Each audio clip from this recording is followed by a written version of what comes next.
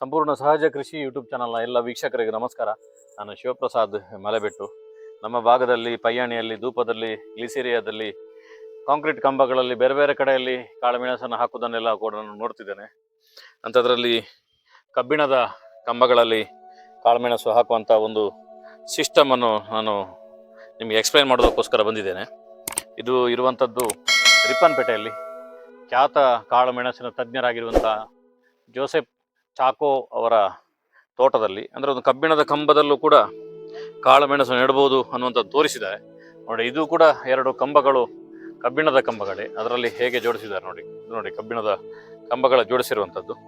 ಅದಕ್ಕೆ ಹೇಗೆ ನೆಡುವಂಥದ್ದು ಮತ್ತು ಅದನ್ನು ಹೇಗೆ ಸೆಟ್ಟಿಂಗ್ ಮಾಡಿದ್ದಾರೆ ಅನ್ನುವಂಥ ಮಾಹಿತಿಯನ್ನು ಅವ್ರ ಜೊತೆನೇ ತಗೊಳ್ತೇನೆ. ಅದರ ಜೊತೆಗೆ ನಿಮಗೆ ಅಲ್ಲಿ ದೂರದಲ್ಲಿ ಕಾಣ್ತಿರುವಂಥ ಒಂದು ತೋಟ ನೋಡಿ, ಸ್ವಲ್ಪ ಝೂಮ್ ಮಾಡ್ತೇನೆ. ಹೇಗೆ ಬುಡದಿಂದನೇ ಪೂರ್ತಿ ಕಾಳುಮೆಣಸು ಬೆಳೆದಿದೆ ಅನ್ನುವಂಥ ಸಂಗತಿ ನಿಮಗೆ ತಿಳಿಸ್ತೇನೆ. ಅದು ಟಾಪ್ ಶೂಟಲ್ಲಿ ನೆಟ್ಟಿರುವಂಥದ್ದು ಪೂರ್ತಿ ತೋಟ. ಅದರ ಮಾಹಿತಿಯನ್ನು ಕೂಡ ನಿಮಗೆ ಈ ವಿಡಿಯೋದಲ್ಲಿ ಕೊಡ್ತೇನೆ. ಈ ವಿಡಿಯೋನ ಕೊನೆ ತನಕ ನೋಡಿ. ಅದೇ ರೀತಿಯಲ್ಲಿ ಕಾಳುಮೆಣಸಿನ ಆಸಕ್ತಿ ಇರುವಂಥ ನಿಮ್ಮ ಎಲ್ಲ ಕೃಷಿಕರಿಗೆ ಇದನ್ನು ಶೇರ್ ಮಾಡಿ. ಸರ್ ನಮಸ್ತೆ. ನಮಸ್ತೆ. ಕಾಳುಮೆಣಸು ನೆಡುವಂಥದ್ದು ಒಂದು ಕಲೆ. ಹೌದು. ಅದನ್ನು ನೀವು ತುಂಬ ವರ್ಷದಿಂದ ಫಾಲೋ ಮಾಡ್ತಿದ್ದೀರಿ. ಹಾಗೆ ಅದು ಹೇಗೆ ಅಂತ ಹೇಳೋದು ಎಕ್ಸ್ಪ್ಲೇನ್ ಮಾಡುವಲ್ಲ.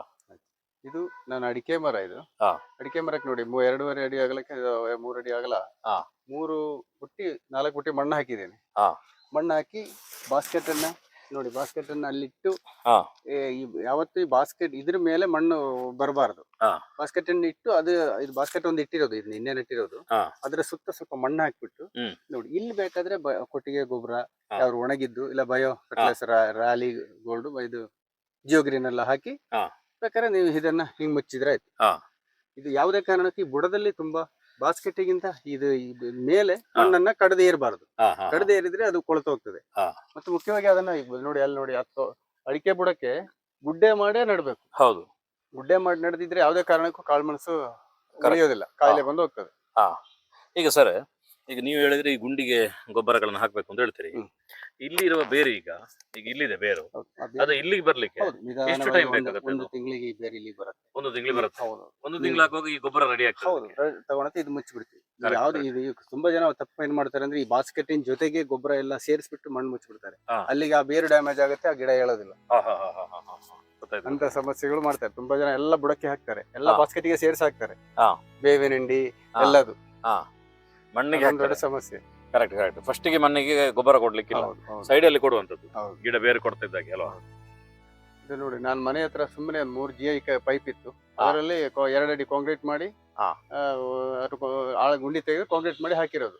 ಇದೊಂದು 3 ವರ್ಷದ ವರ್ಷ, ಅದು ಒಂದು 3.5-4 ವರ್ಷ. P9 P10. ಇದು ಮನೆ ತೋಟದಲ್ಲಿ ನೆರಳಿರೋ ಜಾಗದಲ್ಲೆಲ್ಲ ಕಂಬ ಹಾಕಿ, ಕಾಂಕ್ರೀಟ್ ಕಂಬಗಳ ಹಾಕಿ ಮಾಡ್ಬೋದು. PVC ಪೈಪ್ ಅಲ್ಲೆಲ್ಲ ಒಳ್ಳೇದಲ್ಲ, ಅದು ಗಾಳಿಗೆ ಬೀಳ್ತದೆ. PVC ಪೈಪಲ್ಲೆಲ್ಲ ಕಾಳುಮೆಣಸು ಹಾಕೋದು ನೆಲಕ್ಕೆ ಒಳ್ಳೇದಲ್ಲ, ಗಾಳಿಗೆಲ್ಲ ಪಲ್ಟಿ ಆಗ್ತದೆ ವೆಯ್ಟ್ ಬಂದಾಗ. ಪೈಪ್ ಸುಮ್ಮನೆ ಇದ್ದು ಅದು ಮಾಡಿ ಇರೋದು.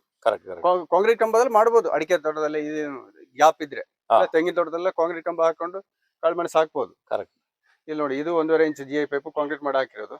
ಇದು 1 ವರ್ಷ ಹಿಂದೆ ಚಂದ್ರ ಸಿಕ್ಕಿದ್ದು, ಒಂದು 4 ತಿಂಗಳ ಹಿಂದೆ ನಟ್ಟಿರೋದು. ಇದು ನಟ್ಟು ನಾನು 3-4 ಬೋಲ್ಟ್ ಕಟ್ಟಿದ್ದೆ. ಮೊನ್ನೆ ಕಟ್ ಮಾಡಿ ನಾನು ಅದನ್ನ 2 ಪ್ಲಾಂಟಿಂಗ್ ಮಾಡಿದೆ. ಕಟ್ ಮಾಡಿದ್ದಕ್ಕೆ ಸ್ವಲ್ಪ ಇದು ವೆದರ್ ಮಳೆ ಇಲ್ಲ, ಹಂಗಾಗಿ ಸ್ವಲ್ಪ ಪ್ಲಾಸ್ಟಿಕ್ ಕವರ್ ಮಾಡಿ ಇಟ್ಟಿರೋದು. ಅಂದ್ರೆ ರೂಟ್ ಬಾಲ್ ಕಟ್ಟಿ ಗಿಡ ಮಾಡಿದ್ರು? ಹೌದು, ರೂಟ್ ಬಾಲ್ ಕಟ್ಟಿ ಮಾಡಿದ್ರ ಗಿಡ. ಅದ 4 ಗಿಡ ಮಾಡಿದ್ದೆ.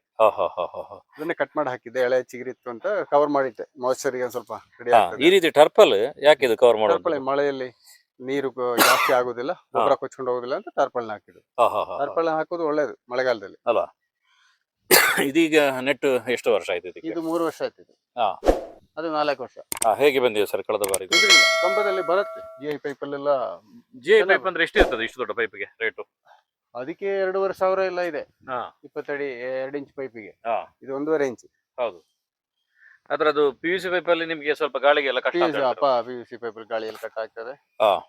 ಅದಷ್ಟು ಸೂಕ್ತವಲ್ಲ PVC ಪೈಪ್ ಅಲ್ಲ. ತುಂಬಾ ಜನರು ಅದನ್ನ ಹಾಕ್ತಿದ್ದಾರೆ. ಹೌದು ಅಲ್ಲ, ತುಂಬಾ ಲೆಂತ್ ಪೈಪ್ಗಳು ಹೋಗ್ತಿದೆ ಹಾರ್ಡ್ವೇರ್ ಅಂಗಡಿಗಳಿಂದ.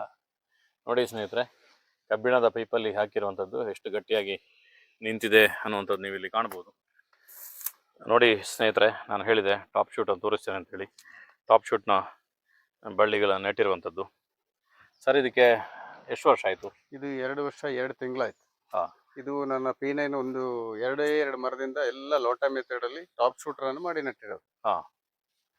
ಇದು ಎರಡನೇ ವರ್ಷದಿಂದನೇ, ಒಂದನೇ ವರ್ಷದಿಂದ ಈಲ್ಡಿಂಗ್ ಹಾ. ನೋಡಿ. ಸಿಲ್ವರು 2 ವರ್ಷ 2 ತಿಂಗಳು, ಹಾ. P9 ಇದು ಪೆಪ್ಪರು 2 ವರ್ಷ 2 ತಿಂಗಳು ಒಟ್ಟೊಟ್ಟಿಗೆ ಹಾಕಿರೋದು. ಹೌದಾ? ಒಟ್ಟೊಟ್ಟಿಗೆ ಹಾಕಿ ನಮ್ಮಲ್ಲಿ ಇಷ್ಟು ಸ್ಪೀಡ್ ಬರಲ್ಲ ಒಂದು ಸಿಲ್ವರ್ ಅಲ್ಲ. ಇದು 9x9 ಸ್ಪೇಸ್. ಹಾ. ತುಂಬಾ ಹತ್ತಿರ ಇದ್ರಿಂದ ಇದಕ್ಕೆ ಕಾಫಿ ಹಾಕೋದಿಲ್ಲ. ಹಾ. ಒಂದು 18 ಅಡಿಗೆ ಟಾಪ್ ಲಿಮಿಟ್ ಮಾಡ್ತೀವಿ. ಹಾ. 9x9 ಇರೋದ್ರಿಂದ. ಹಾ. ಬಾರಿ ಹಸಿರಾಗಿದೆ. ಹೌದು, ಹಸಿರಿದೆ. 9 ಸ್ವಲ್ಪ ತುಂಬಾ ಗ್ರೀನ್ ಕಲರ್. ಇನ್ನು ಸ್ವಲ್ಪ ಗ್ರೀನ್ ಹೆಚ್ಚಾ? ಹೌದು, ಗ್ರೀನ್ ಹೆಚ್ಚು. ಎಷ್ಟು ಗಿಡ ಹಾಕಿದ್ರಿ ಈ ಪ್ಲಾಂಟ್ ಇದು ಅಲ್ಲಿ? 100 ಗಿಡ ಇದೆ, 100 ಗಿಡ. 100? ಹೌದು. ಎಷ್ಟು ಜಾಗ ಹಿಡಿತದೆ 100ಗೆ? 100ಗೆ 9x9 ಎಷ್ಟು ಜಾಗ ಹಿಡಿತದೆ ಅಂದಾಜು ಎಕರೆ ಅಥವಾ ಗುಂಟೆ?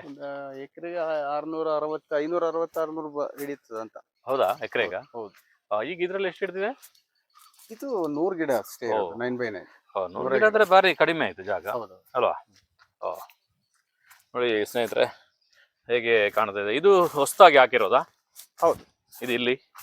ಇದು ನೆಡ್ಲಿಕ್ಕೆ ರೆಡಿ ಮಾಡಿರೋದು? ಇದು ಆಕ್ಚುಲಿ ನಾನು 150 P9 ನೆಡ್ಲಿಕ್ಕೆ ಅಂತ ಮಾಡಿರೋದು. ಹಾ. ಇದರಲ್ಲಿ 50 ಲಾಸ್ಟ್ ಮೂಮೆಂಟ್ ಅಲ್ಲಿ P10 ನಡೋಣ ಅಂತ P10 ನಟ್ಟೆ ನಾನಿದು. ಹಾ. 2.5 ವರ್ಷ ಆಯ್ತು.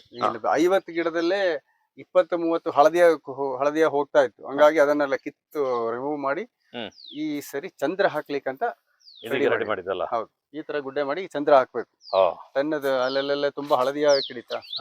ಹಾಗಾಗಿ ನನಗೆ ಅದ ವೆರೈಟಿ ಅಷ್ಟು ನನಗೆ ಲೈಕ್ ಆಗ್ಲಿಲ್ಲ. 3 ವರ್ಷ ನನ್ನ ವಾಚಿಂಗ್ ಅಲ್ಲಿ ಟನ್ ಅಷ್ಟು ಒಳ್ಳೇದು ಅಂತ ನನಗೆ ಹೇಳಲಿಕ್ಕೆ ಆಗಲ್ಲ ಅಲ್ವಾ? ಅದೇ 100 ಗಿಡ 9 ಅಲ್ಲಿ ಒಂದೇ ಒಂದು ಗಿಡ ಹಳದಿಯಾಗಿರೋದು. 50 ಗಿಡದಲ್ಲಿ 25-30 ಬಳ್ಳಿ ಹಳದಿಯಾಗಿ 2.5 ವರ್ಷದಲ್ಲೇ ಹೋಯ್ತು ಅಲ್ಲ. ರೂಟ್ ಕೊಳೆಯೋದು ಮತ್ತೆ ದಂಟು ಕೊಳ್ತಾ ಹೋಗುತ್ತೆ ಬುಡದ ಹತ್ರನೇ. Correct correct. ಹಂಗಾಗಿ ನಾನು ರಿಮೂವ್ ಮಾಡಿದೆ. ನೋಡಿ ಸ್ನೇಹಿತರೆ, ನೆಡೋದಕ್ಕಿಂತ ಮೊದಲೇ ಈ ತರ ಗುಡ್ಡೆ ಮಣಿಗಳನ್ನು ಹಾಕಿದ್ದಾರೆ.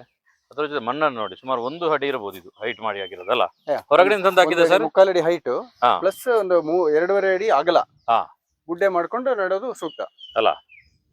ಅಂದ್ರೆ ಅದನ್ನು ನೀವೆಲ್ಲರೂ ಕಾಳು ಮೆಣಸಿನವರೆಲ್ಲರೂ ಕೂಡ ತುಂಬಾ ಒತ್ತು ಹೇಳ್ತಿದ್ರಲ್ಲ, ಅಂದ್ರೆ ಅದು ಮಾಡ್ಲೇಬೇಕು ಹೈಟ್ ಮಾಡ್ಲೇಬೇಕು, ಇಲ್ಲಾಂದ್ರೆ ಸಮಸ್ಯೆ ಇರುವಂತದಲ್ಲ. ಈಗ ಈ ಪಣಿಯೂರು ಮತ್ತು ಧೂಪದ ಟ್ರೆಂಡ್ ಪ್ರಾರಂಭ ಆಗಿದೆ. ಇದನ್ನು ಕೂಡ ನೀವು ಹಾಕಿದಿರಿ. ಇದು ಹೇಗೆ ಅನ್ಸುತ್ತೆ ಸರ್ ಈ ಪಣಿಯೂರಿದ್ದು? ಅಥವಾ ಪಣಿಯೂರಲ್ಲ, ಇದು ಪಯ್ಯಾನಿ. ನಾನು ಸ್ಯಾಂಪಲ್ಗೆ ಅಂತ ಒಂದು 18-20 ಗಿಡ ಅಷ್ಟೇ ಹಾಕಿರೋದು. ಆಮೇಲೆ ನನಗೆ ಗೊತ್ತಾಯ್ತು ಇದು ಮಳೆ ಬೇಸಿಗೆಯಲ್ಲಿ ಫುಲ್ ಎಲೆ ಡ್ರಾಪ್ ಆಗ್ತದೆ. ನೀರು ತುಂಬಾ ಕೊಡ್ಲಿಲ್ಲ ಅಂದ್ರೆ ಕಾಳ್ಮೆಣಸು 4-5 ವರ್ಷ ಆದ್ಮೇಲೆ ಎಲೆ ಫುಲ್ ಡ್ರಾಪ್ ಆದ್ರೆ ಕಾಳ್ಮೆಣಸಿಗೆ ಬಿಸಿಲಿಂದ ತುಂಬಾ ಪೆಟ್ಟಾಗ್ತದೆ. ಹಾಗಾಗಿ ಪಯ್ಯಾನಿ ಅಷ್ಟು ಸೂಕ್ತ ಅಂತ ನನಗೆ ಹೇಳಲಿಕ್ಕೆ ಆಗುದಿಲ್ಲ. ಧೂಪನೇ ಸ್ವಲ್ಪ ಒಳ್ಳೇದಂತ ಅಲ್ವಾ? ಓಹೋ, ನೀವು ಸ್ವಲ್ಪ ಗಿಡ ಹಾಕಿದಿರಲ್ಲ ಸ್ಯಾಂಪಲ್ಗೆ. ಇದರ ಗಿಡ ನೆಡ್ಲಿಕ್ಕೆ ಇದೆಯಾ? ಇದಕ್ಕೆ ಚಂದ್ರ ಹಾಕ್ಬೇಕು. ಕಾಳುಮೆಣಸಲ್ಲಿ ಯಾರ್ಯಾರಿಗೆ ಆಸಕ್ತಿ ಇದೆ ಸ್ನೇಹಿತರೆ, ಇವ್ರ ನಂಬರ್ ಹಾಕಿರ್ತೇವೆ. ಇವ್ರ ಫೋನಿಗೆ ಸಿಗಲ್ಲ. ನೀವು ಒಂದ್ಸಲ ರಿಪ್ಪನ್ಪೇಟೆ ಕಡೆ ಬಂದ್ರೆ, ಸಾಗರ ಕಡೆ ಬಂದ್ರೆ ಇವ್ರನ್ನ ಮಾತಾಡಿಸ್ಬೋದು. ನರ್ಸರಿ ನೋಡ್ಬೋದು. ಅದೇ ರೀತಿಯಲ್ಲಿ ಗಿಡಗಳನ್ನು ಪ್ರಾಕ್ಟಿಕಲ್ ಆಗಿ ನೋಡ್ಬೋದು. ಸುಮಾರು ಒಂದು 15 ವೆರೈಟಿ ಇದೆಯಾ ಸರ್ ನಿಮ್ಮ ಹತ್ರ? 15 ವೆರೈಟಿಯ ಗಿಡಗಳನ್ನು ನೀವು ನೇರ ಕಣ್ಣೆದುರುಗಡೆ ಕಾಣಬಹುದು ಅಂತ ಒಂದು ವಿಶೇಷವಾಗಿರುವಂತಹ ತೋಟ. ನೋಡಿ ಸ್ನೇಹಿತರೆ, ಕಬ್ಬಿಣದ ಪೈಪು ಮತ್ತು ಟಾಪ್ ಶೂಟಲ್ಲಿ ಹೇಗೆ ಗಿಡ ಬರುತ್ತೆ ಅನ್ನುವಂಥದ್ದನ್ನು ಸರ್ ತೋರಿಸಿದ್ದಾರೆ. ಸರ್ ಒಂದು ಉತ್ತಮವಾಗಿರುವಂಥ ಮಾಹಿತಿ ನಮಗೆ ಕೊಟ್ಟಿದ್ದೀರಿ. ಒಟ್ಟಾರೆಯಾಗಿ ಈ ವಾಣಿಜ್ಯ ಬೆಳೆಗಳನ್ನು ಬೆಳೆಯುವಾಗ ಜನರಿಗೆ ಒಂದು ಸಣ್ಣ ಆತಂಕ ಸೃಷ್ಟಿಯಾಗೋದು ರೇಟ್ ಹೆಚ್ಚಾದಾಗ. ಈ ರೇಟ್ ಎಷ್ಟು ದಿನ ಉಳಿತದೆ ಅಂತ ಒಂದು. ಎರಡನೇದಾಗಿ ಮುಂದಕ್ಕೆ ಈ ಕೃಷಿ ಯಾವ ಲೆವೆಲ್ಗೆ ಹೋಗ್ಬೋದು ಅಂತ ಒಂದು ಸಣ್ಣ ಭಯ ಇರ್ತದೆ.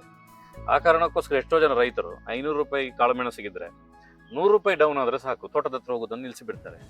ಅಂತ ರೈತರಿಗೆ ಏನು ಹೇಳಲಿಕ್ಕೆ ಇಚ್ಛೆ ಪಡ್ತೀರಿ? ಕಾಳುಮೆಣಸಿಗೆ ಭವಿಷ್ಯ ಇದೆಯಾ?